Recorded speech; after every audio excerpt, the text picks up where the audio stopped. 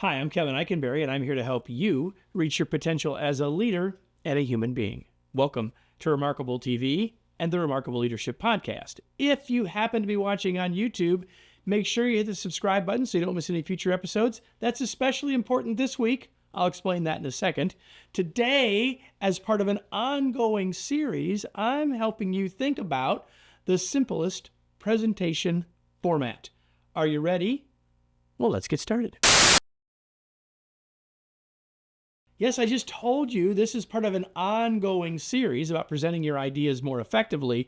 So wherever you're watching or listening, you can go backward to find some of the already past. And like I said, if you're on YouTube, subscribe so you don't miss the ones that are still to come. A simple presentation format is where we're headed today. So why would having a simple presentation format be useful to you? Well, there's 4 reasons. 3 of them are for you. Let's start there. The first one is it helps you plan. Like if you know how to lay out your presentation, it will help you plan more effectively. Secondly, it helps you prepare. So planning happens first and then preparing, like I'm actually laying out the content. I'm writing stuff down. I'm making slides, whatever I'm doing, it helps you prepare. If you know the format, the structure, the bones, if you will, of your presentation. And then once you're actually doing the presentation, this simple presentation format keeps you on track. Like you've probably given a presentation and gotten lost in it. Like, where am I exactly?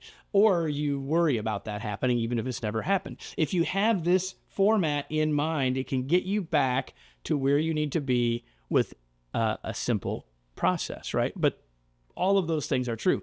This simple format will help you do all those things, help you plan, prepare, and be on track yourself. But most importantly, it helps the audience. Having this process, having this format, using this approach helps your audience follow you, track you, and understand you. So that's the biggest, most important reason to do this. Now, this format is not new. In fact, it goes back 2,500 years. It was first introduced by Aristotle. Tip, he doesn't have any videos on YouTube. And it is a simple format as well, as I've already promised you. Here it is. It's introduction, body, conclusion. Let's look at these 3 points a little more specifically, right? So 3 parts of your presentation. Everything needs to be organized into these 3 parts: introduction, body, conclusion. First, introduction. This is where you need to get the audience's attention. This is where you need to help them see why the topic matters, why they should care. That's how you get their attention. And lastly, to let them know what your desired response is for them. We talked about most desired response in an earlier segment in this series, and we'll talk a lot more about how to do introductions next week, right? So first, introduction. Second, body. The body of the presentation is like the stuff. Like when you think about giving a presentation, this is stuff you're thinking about. You're thinking about the main content, the key points, the basis of what you're going to persuade people about. Like this is the meat. In fact, the mistake that many people make is they spend all of their time thinking about this and nothing about the introduction or the third part, the conclusion.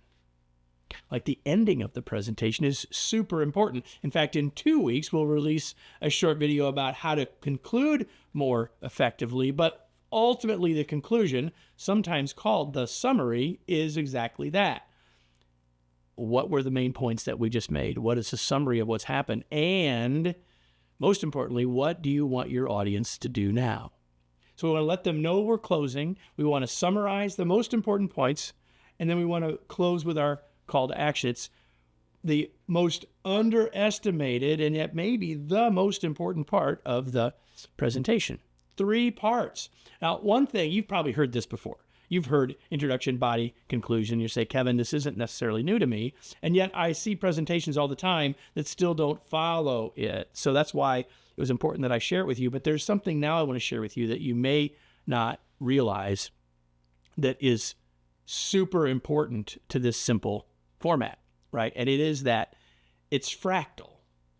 I don't know if you know what fractal means. Here's what it means. That having the idea of of opening, body, conclusion works if you're talking for 30 seconds, if you're talking for 30 minutes, or if you're talking for 3 days.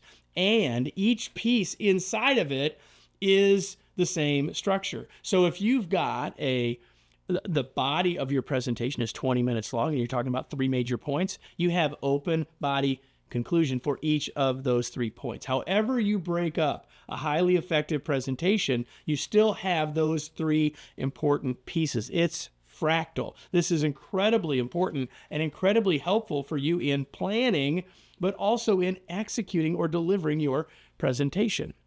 So we said that Aristotle stated this, and for many years, people have stated it as simply 3 words, not in Greek, but in English, right?